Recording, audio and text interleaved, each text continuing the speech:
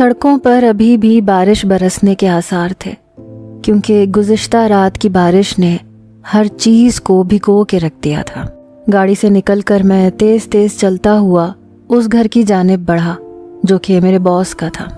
आज ऑफिस पहुंचा तो बॉस ने मुझे एक ज़रूरी फाइल लाने के लिए अपने घर भेजा था। मैं पहली बार बॉस के घर आया था, इसीलिए सिक्योरिटी गार्ड ने मुझे गेट पर ही रोक लिया।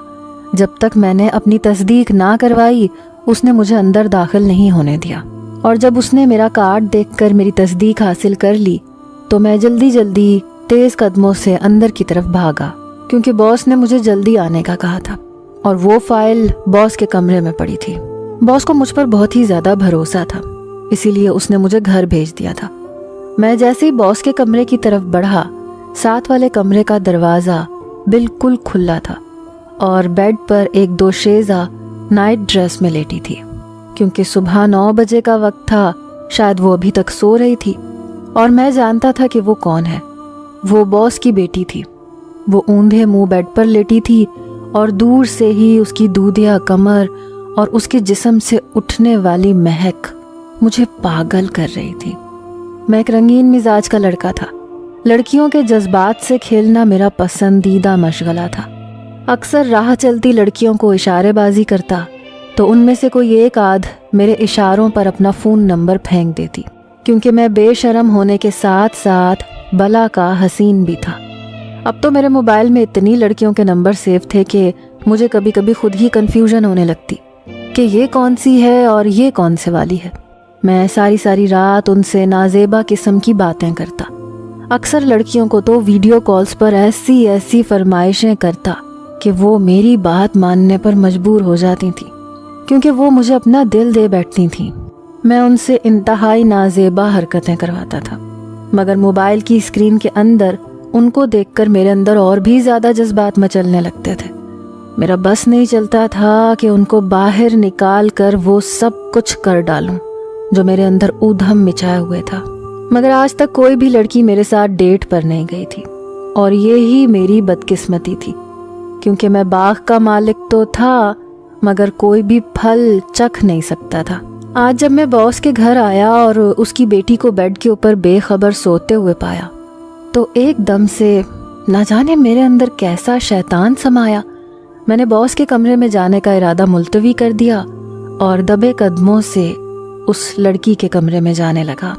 मेरा जहन कोई भी सोचने से कासिर था, क्योंकि उस वक्त मेरा दिल अपनी मनमानी करने पर उतर आया था। मैं जानता था कि इसका नतीजा मुझे बहुत ही भारी भुगतना पड़ेगा, मगर मैं ये भी जानता था कि बॉस की ये बेटी अपने बाप को इस बारे में कुछ नहीं बताएगी, क्योंकि वो लड़की। बॉस के घर में उस वक्त कोई भी नहीं था। बॉस अपनी बेटी के साथ पाकिस्तान में रहते थे और उनकी बीवी उनको छोड़कर चली गई थी और अपने आशिक के साथ भाग गई थी। वो ऑस्ट्रेलिया में रहती थी।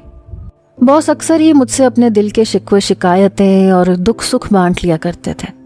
उनकी उम्र तकरीबन 60 साल थी और मुझसे उनका दोस्ताना ताल्लुक था। मैं 5 साल से बॉस का मुलाजिम था, उनके ऑफिस का मैनेजर था, और वो मुझ पर बेपनाह एतमाद करते थे और मैं काबिले भरोसा इंसान भी था।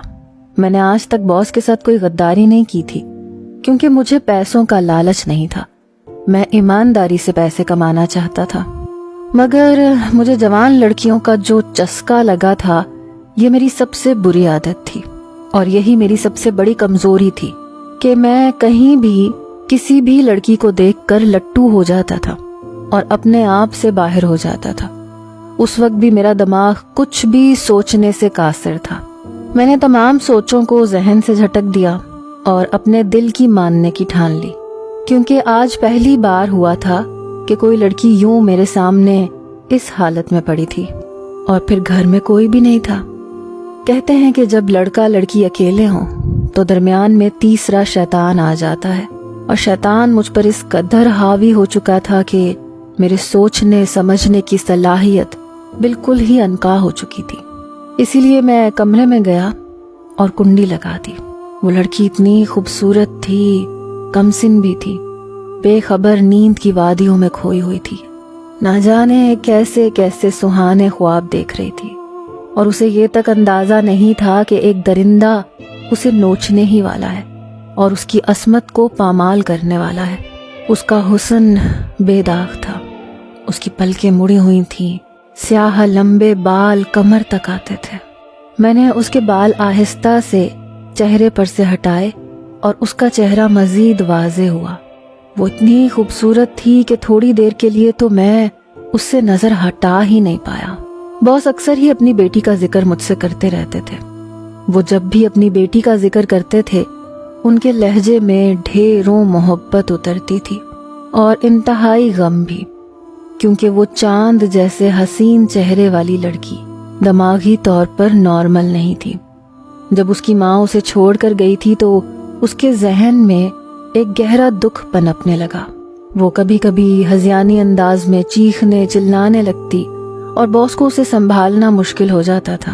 باس نے ہر طرح سے اس کا علاج کروایا کہ اس کا ڈپریشن کچھ کم ہو سکے، مگر وہ بڑھتا ہی جا رہا تھا اور اکثر ہی اب تو وہ بہکی بہکی باتیں کرنے لگتی تھی۔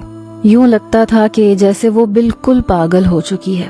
وہ ایک نارمل لڑکی نہیں تھی اور اسی بات کا فائدہ میں اٹھانے والا تھا، کیونکہ مجھے یقین تھا کہ وہ کبھی بھی اپنے باپ کو نہیں بتا پائے گی کہ اس کے ساتھ کیا ہو چکا ہے اور کرنے والا کون ہے۔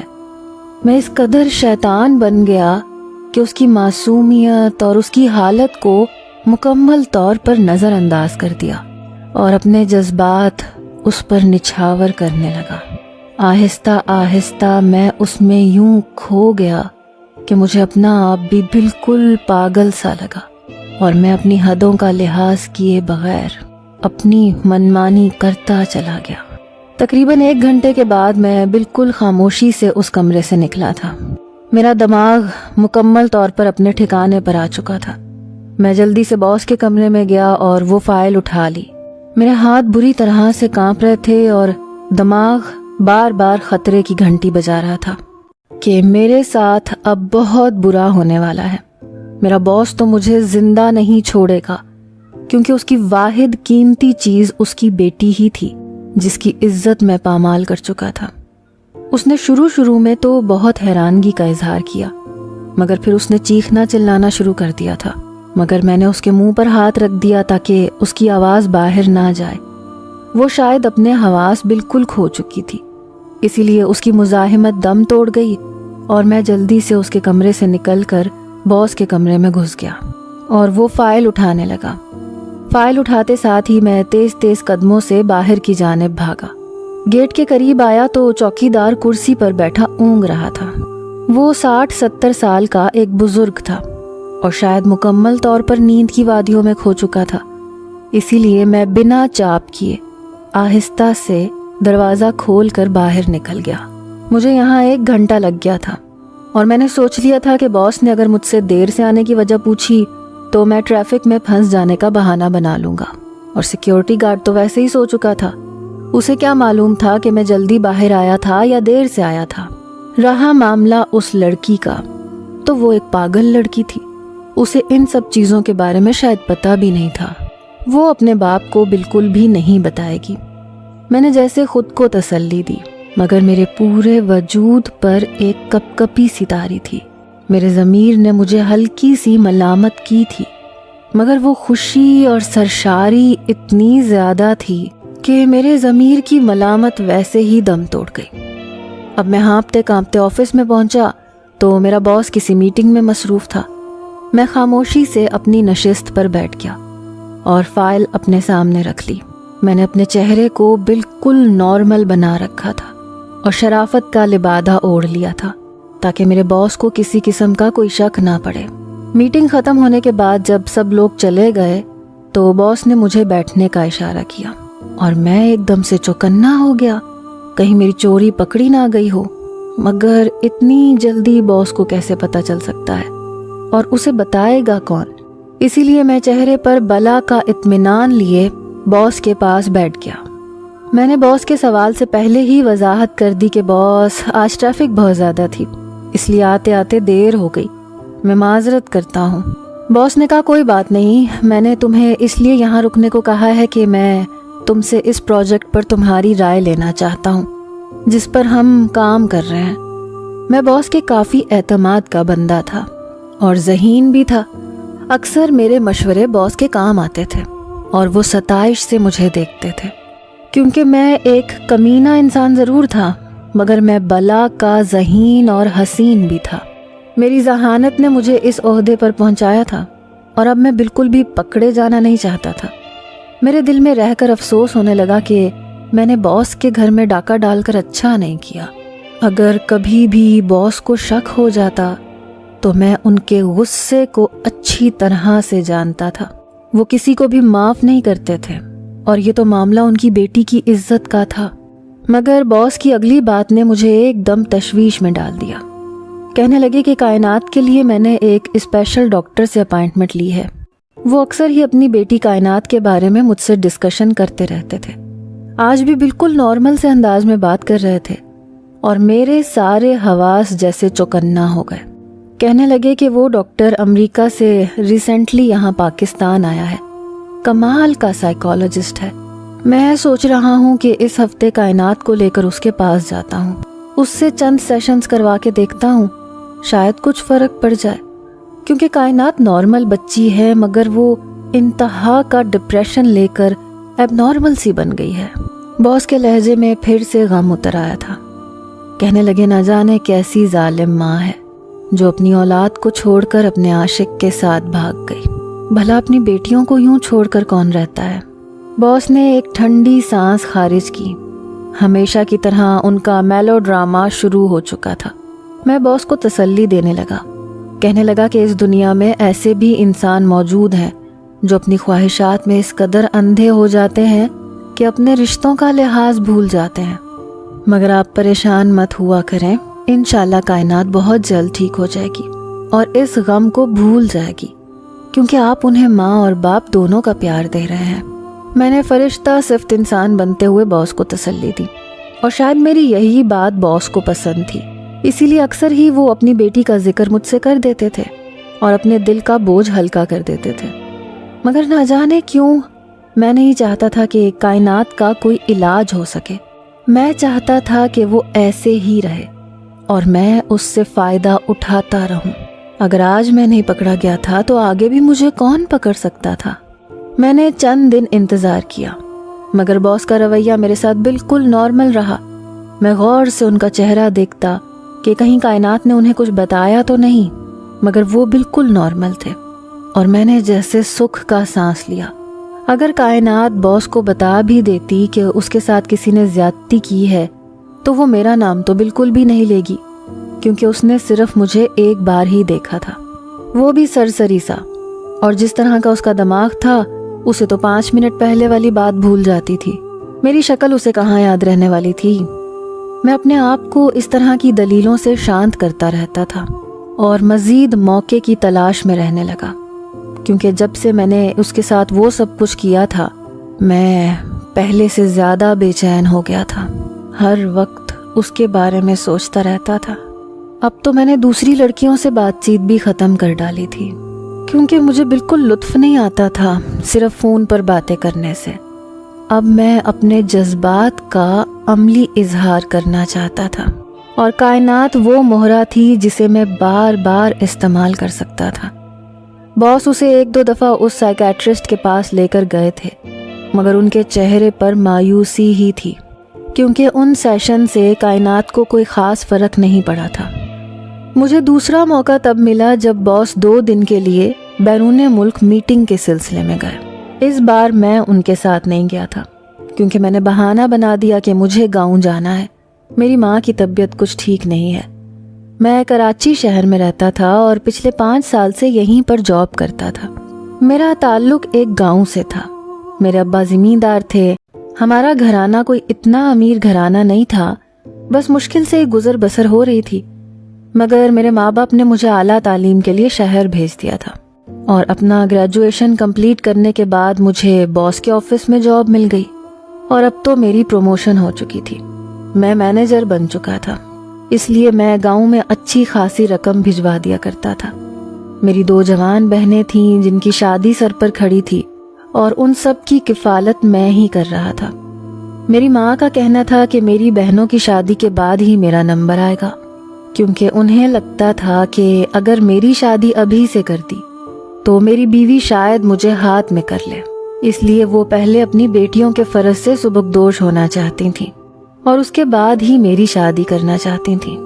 مگر سچ تو یہ تھا کہ مجھے کسی گاؤں کی لڑکی سے شادی کرنے میں کوئی دلچسپی نہیں تھی جو خود کو گھر میں الجھائے رکھے اور اپنے شوہر کی خواہشوں کا بالکل خیال نہ رکھے، کیونکہ گاؤں کی زیادہ تر عورتیں ایسی ہی ہوتی ہیں۔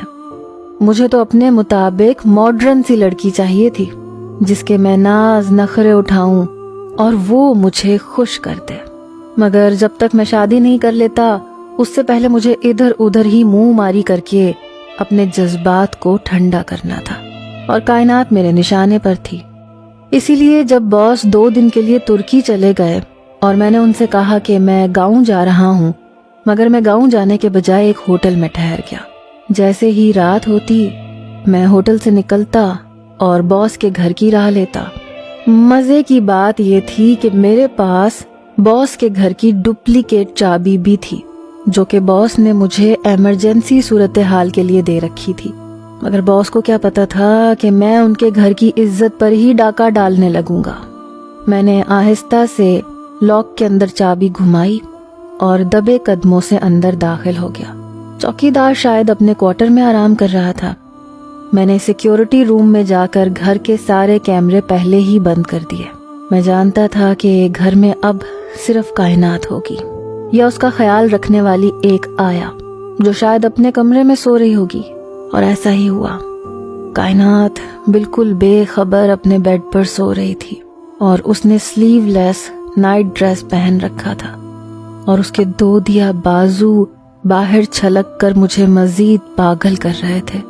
آج میں اپنے ساتھ بے ہوش کرنے والی دوائی لایا تھا جو میں نے رومال پر چھڑک کے کائنات کے منہ پر رکھ دی، اور وہ مزید گہری نیند سو چکی تھی۔ اب تو مجھے کھلی چھٹی تھی، میں اس کے ساتھ کچھ بھی کر سکتا تھا، اور کوئی یہ جان ہی نہیں سکتا تھا کہ یہ سب کچھ کرنے والا میں ہوں، کیونکہ باس کے مطابق تو میں گاؤں میں تھا۔ اسی لیے میں نے باس کی غیر موجودگی کا اچھے طریقے سے فائدہ اٹھایا۔ میں جب دبے قدموں کمرے سے باہر آیا تو رات گہری سیاہ ہو چکی تھی، لاؤنج بالکل تاریک پڑ چکا تھا۔ میں جیسے آیا تھا ویسے ہی چور دروازے سے واپس چلا گیا۔ اب تو مجھے اس کام میں مزہ آنے لگا۔ میں چاہتا تھا کہ باس 2 دن کے بجائے ایک پورا ہفتہ باہر رہیں اور میں روزانہ ان کی عزت کے ساتھ کھیلوں۔ جب دوسرے دن بھی میں نے وہی سب کچھ کیا اور کسی کو کانوں کان خبر تک نہیں ہوئی، تو تیسرے دن باس واپس آ چکے تھے اور میں بالکل اداس ہو گیا۔ باس نے مجھ سے پوچھا کہ تمہاری امی کی طبیعت اب کیسی ہے، کیونکہ میں نے باس سے جھوٹ بولا تھا کہ میری امی بیمار ہیں، اس لیے میں گاؤں جا رہا ہوں۔ میں نے ان سے کہا کہ اب وہ پہلے سے بہتر ہیں، شاید وہ مجھے یاد کر کے اداس ہو گئی تھیں، میں ان سے ملا ہوں تو ٹھیک ہو گئی ہیں۔ باس میری بات سن کر مسکرانے لگے۔ وہ بالکل نارمل تھے، کوئی غیر معمولی بات نہیں کی۔ اب میں اپنے باس کے چہرے کو غور سے پڑھنے کی کوشش کرتا تھا کہ کہیں انہیں ذرا سا بھی شک تو نہیں ہوا، مگر میرا گناہ ابھی تک چھپا ہوا تھا اور میں اپنی حد سے بڑھتا ہی جا رہا تھا، کیونکہ میں اب اس لڑکی سے دستبردار نہیں ہو سکتا تھا اور سرکشی پہ اتر آیا تھا۔ اب تو میں ہر وقت موقع کی تاک میں رہتا۔ باس بالکل چپ چپ سے رہنے لگے تھے۔ وہ اکثر ہی کائنات کا ذکر کرتے ہوئے کہتے کہ پتہ نہیں اب وہ پہلے سے زیادہ چیختی چلاتی ہے، راتوں کو اٹھ کر دردناک چیخیں مارتی ہے، کہتی ہے کہ کوئی کمرے میں موجود ہے۔ میں نے کہا کہ وہ ایک نارمل دماغ کی لڑکی نہیں ہے، اسی لیے اسے وہم ہوتا ہوگا، بھلا رات کو اس کے کمرے میں کون جا سکتا ہے؟ اور باس نے میری اس بات میں سر ہلا دیا، کہنے لگے ٹھیک کہہ رہے ہو، مگر نہ جانے وہ پہلے سے بہت بدل گئی ہے، ہر وقت ڈری سہمی سی رہتی ہے، اب تو میرے قریب بھی نہیں آتی، ایسا لگتا ہے جیسے وہ مجھ سے بھی خوف کا شکار ہے۔ میں نے ہمیشہ کی طرح تسلی دی۔ اب میں نے کچھ دنوں سے نوٹ کیا تھا کہ باس بالکل بھی کائنات کا ذکر نہیں کرتے اور بالکل چپ چپ سے رہتے تھے۔ ایک دن انہوں نے خود ہی مجھ سے کہا کہ میں گھر آج اپنا بریف کیس بھول کر آ گیا ہوں، تم جاؤ اور وہ تو لے آؤ ذرا۔ میں کافی عرصے سے کائنات سے دور رہا تھا کیونکہ مجھے موقع نہیں مل رہا تھا۔ آج جب باس نے خود ہی کہا کہ گھر جا کر میرا بریف کیس اٹھا کر لے آؤ، تو میرے دل میں تو جیسے خوشی کے لڈو پھوٹ رہے تھے. میرا بس نہیں چل رہا تھا کہ اڑ کر گھر پہنچ جاؤں. آج تو قسمت مجھے پھر سے موقع دے رہی تھی اس کے قریب جانے کا، اسے محسوس کرنے کا. میں نے باس سے کہا کہ میں بس ابھی گیا اور ابھی آیا، مگر شاید راستے میں دیر ہو سکتی ہے کیونکہ ٹریفک کا کچھ پتہ نہیں ہوتا. باس ایک مبہم سی مسکراہٹ چہرے پر سجا کر بولے، کوئی بات نہیں، ٹیک یور ٹائم. اور میں ایک دم سے خوش ہو گیا. جلدی سے گاڑی گیٹ سے باہر روکی اور ڈپلیکیٹ چابی سے دروازہ کھولا. کیونکہ باس نے کہا تھا کہ آج گارڈ گھر پر موجود نہیں ہوگا، اسے گاؤں میں اپنی بوڑھی بیوی کے پاس جانا ہے، اس لیے کائنات ہی گھر میں اکیلی ہے. اور مجھے اور کیا چاہیے تھا؟ اندھا کیا چاہے دو آنکھیں.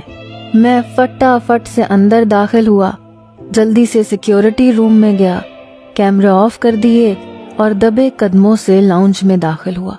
لاؤنج میں مکمل سناٹا تھا. صبح کے تقریباً 10 بج رہے تھے. مجھے آئیڈیا تھا کہ کائنات اپنے کمرے میں سو رہی ہوگی، اور اگر نہیں بھی سو رہی تو میں اسے سلا دوں گا. میں چہرے پر خبیث سی مسکراہٹ سجائے اندر داخل ہوا اور دروازہ لاک کر دیا. میرا شک بالکل درست تھا. کائنات بے خبر سو رہی تھی، اور اس نے آج تو اس قدر بے باک لباس پہنا تھا کہ میرے اتنے دنوں کے جذبات ابل ابل کر باہر آنے لگے. میں کچھ دیر وہاں بیٹھ کر اسے دیر تک دیکھتا رہا. ایسا نہیں تھا کہ میں اس سے محبت کرتا تھا، کیونکہ آپ جس سے محبت کرتے ہیں اسے میلا کرنے کا سوچ بھی نہیں سکتے. یہ کوئی اور ہی جذبہ تھا جو ایک مرد کو ایک عورت کے قریب لگتا ہے، اور اس میں کوئی ملال یا پچھتاوا نہیں ہوتا، کیونکہ میرا ضمیر بالکل سو چکا تھا. اب تو اندر سے کوئی آواز بھی نہیں آتی تھی کہ تم غلط کر رہے ہو. وہ 20 سال کی ایک بے پناہ حسین لڑکی تھی جس کا حسن میں بیدار کر چکا تھا اور کئی بار کر چکا تھا، اور آج بھی میں جی بھر کر اسے پیار کرنا چاہتا تھا. مگر میں یہ نہیں جانتا تھا کہ جب انسان سرکشی میں بہت آگے تک نکل جاتا ہے تو اس کی پکڑ ایک دم سے ہوتی ہے کہ اسے پتہ ہی نہیں چلتا، اور پھر اسے پتہ چلتا ہے کہ وہ اپنی زندگی میں کیا کیا کر چکا ہے. آج میرا بھی وہی دن تھا. میں جیسے اس کے قریب آیا وہ ایک دم سے آنکھیں کھول کر مجھے دیکھنے لگی، اور میں ڈر کر پیچھے ہٹا. ایسا پہلی بار ہوا تھا کہ ہم دونوں کی نظریں آپس میں ملی تھیں. اس نے مجھے دیکھ لیا تھا، مگر میں نے خود کو نارمل ظاہر کرتے ہوئے مسکرا کر کہا، کائنات کیسی ہو؟ وہ میری طرف دیکھ کر شریر سی ہنسی. اس کی ہنسی میں کچھ پراسرار سا تھا جسے میں جان نہیں سکا. وہ ایک دم سے بولی، شہیر آؤ نا، میرے قریب آؤ، مجھے پیار کرو. یہ آنکھ مچولی کا کھیل کب تک کھیلو گے؟ اور میں ایک دم سے یوں ہو گیا جیسے مجھے کسی ناگ نے کاٹ لیا ہو. میں نے کہا کیا مطلب؟ تم کیسی باتیں کر رہی ہو؟ کہنے لگی، زیادہ شریف مت بنو. جب میں تمہیں خود اجازت دے رہی ہوں اپنے قریب آنے کی تو تم شرما کیوں رہے ہو؟ اس نے میرے کان میں ہلکی سی سرگوشی کی. کہنے لگی، میں نے اپنے بابا کو بالکل بھی نہیں بتایا کیونکہ مجھے تمہاری سنگت اچھی لگتی ہے. اور اس کی بات نے جیسے میرے اندر ایک نئی روح پھونک دی. مگر میں ایک دم سے بدک کر پیچھے ہٹا. میں نے کہا، یہ کیسی باتیں کر رہی ہو تم؟ میں نے آج تک تمہیں غلط نظر سے نہیں دیکھا. آج بھی میں باس کے کام کے سلسلے میں آیا تھا، تمہارا کمرہ دیکھا تو سوچا پتا کر لوں کہ تم سو رہی ہو یا جاگ رہی ہو، کیونکہ باس نے کہا تھا کہ کائنات کی بھی خبر لیتے آنا. میں نے اپنی طرف سے بات کرنے کی کوشش کی، مگر اس نے مجھے زور سے پکڑ کر اپنے قریب کر لیا. کہنے لگی، زیادہ شریف مت بنو، میں سب جانتی ہوں. اس نے مجھے ایک آنکھ ماری اور میں تو سانس لینا بھول گیا. میں تو اسے پاگل سمجھا تھا، مگر وہ تو بالکل نارمل تھی. کیا باس نے مجھ سے جھوٹ بولا تھا کہ میری بیٹی پاگل ہے؟ میں بالکل ہی ہڑبڑا سا گیا تھا، کچھ سمجھ نہیں آ رہی تھی کہ کیا کروں. میرا دل کہہ رہا تھا کہ اس کی پیش قدمی کو رد نہ کروں. یہ اچھا موقع ہے، اسے مت گنواؤں. اس نے ابھی تک اپنے باپ کو اس بات سے خبردار نہیں کیا تو آگے بھی نہیں بتائے گی. کیونکہ اس کے انگ انگ سے لگ رہا تھا کہ وہ میرا ساتھ چاہتی ہے، کیونکہ میں ایک حسین مرد تھا۔ عورتیں تو میرے پیچھے پاگل تھیں، اور کائنات جس عمر میں تھی اس عمر میں تو لڑکیاں اور بھی زیادہ جذباتی ہوتی ہیں۔ اس لیے میں آہستہ آہستہ کسی ٹرانس کی کیفیت میں اس کے قریب ہونے لگا، اس کے بال اس کے کانوں کے پیچھے کیے اور بالکل مبہوت سا اس میں کھونے لگا۔ اس سے پہلے کہ میں بالکل مدہوش ہو جاتا، ایک دم سے کمرے کا دروازہ کھلا اور میں چونک گیا۔ میں ایک دم بدک کر کائنات سے پیچھے ہٹا، کیونکہ دروازے پر جو کھڑا تھا وہ میری جان نکالنے کو کافی تھا۔ وہ میرے باس تھے، جو مجھے ایسی نظروں سے دیکھ رہے تھے جو مجھے زمین میں گاڑنے کے لیے کافی تھی۔ میں بالکل سانس لینا بھول چکا تھا، کیونکہ میں جانتا تھا کہ اب میری شامت پکی ہے۔ باس اور کائنات نے مجھے پکڑنے کا پلان بنایا تھا، جو کامیاب رہا تھا۔ باس میری جانب بڑھنے لگے اور میں پیچھے ہٹتے ہوئے دیوار کے ساتھ لگ گیا۔ اس نے میری آنکھوں میں آنکھیں ڈال کر کہا کہ پتہ ہے کتوں اور انسانوں میں کیا فرق ہوتا ہے؟ ان کا لہجہ اس قدر کاٹ دار تھا کہ میں کچھ بول ہی نہ پایا۔ کہنے لگے کہ ان میں فرق یہ ہوتا ہے کہ کتے وفادار ہوتے ہیں، وہ اپنے مالک کی نمک حرامی نہیں کرتے، مگر تم تو کتوں سے بھی بدتر ہو، انسان کہلائے جانے کے تو ویسے بھی لائق نہیں ہو۔ میں جانتا تھا کہ اب وہ مجھے جو بھی کہہ لیں میں ان کا کچھ نہیں بگاڑ سکتا، کیونکہ میں مکمل طور پر ان کی گرفت میں آ چکا تھا۔ میرے سارے فرار کے راستے بند ہو چکے تھے، کیونکہ پولیس موبائل کے سائرن باہر سنائی دینے لگے تھے۔ کائنات اپنے باپ کے قریب آئی، روتے ہوئے ان کے گلے لگ گئی، کہنے لگی کہ بابا، اگر اس سائیکیٹرسٹ کے سیشن سے میں ٹھیک نہ ہوتی تو شاید کبھی جان ہی نہ پاتی کہ میرے ساتھ یہ گندا کھیل کھیلنے والا کون ہے۔ اس جنگلی انسان نے میرے پاگل پن کا بھرپور فائدہ اٹھایا ہے، میری زندگی برباد کر دی ہے۔ میں اسے پھانسی کے پھندے پر لٹکتے دیکھنا چاہتی ہوں۔ باس اپنی بیٹی کا چہرہ اپنے ہاتھوں میں تھام کر بولے، تم مجھے اس دنیا میں سب سے زیادہ عزیز ہو، اور جس نے تمہیں اذیت پہنچائی ہو میں اسے جینے دوں گا نہ مرنے دوں گا۔ وہ ساری زندگی پچھتاوے میں گزارے گا، اسے اس قدر اذیت ملے گی کہ اس کا جسم وہ لذت بھول جائے گا جو ہماری آنکھوں میں دھول جھونک کر اس نے اٹھائی ہے۔ باس کا لہجہ اس قدر صفاق تھا کہ مجھے اپنی موت کے طبل اپنے کانوں میں سنائی دینے لگے، اور پولیس موبائل کے سائرن بھی، جو شاید مجھے پکڑنے کے لیے آ رہی تھی۔ اور میں جو 25 سال کا نوجوان خوبصورت انسان تھا، جس نے اپنی زندگی میں نہ جانے کیا کیا خواب دیکھے تھے، جس نے یہ سوچا تھا کہ چند سال مستی میں گزاروں گا اور پھر اپنا گھر بسا لوں گا، میرے سارے خواب چکنا چور ہو گئے تھے، اور میری زندگی زمین کو سو چکی تھی، اور شاید اب تو مجھے قبر بھی قبول نہ کرے۔ میں جانتا تھا کہ اگر میں باس کے پیروں میں گر کر بھی معافی مانگوں گا تو وہ مجھے معاف نہیں کریں گے، نہ ہی میری سزا میں کمی آئے گی، کیونکہ میں نے ان کا اعتماد توڑا تھا، ان کی زندگی کی سب سے قیمتی چیز کو نوچ ڈالا تھا۔ میں ایک ایسا شیطان تھا جو کہ دنیا کی جنت سے نکال دیا گیا تھا، اور اب مجھے ساری زندگی جہنم میں گزارنی تھی، اور شاید اگلی زندگی بھی۔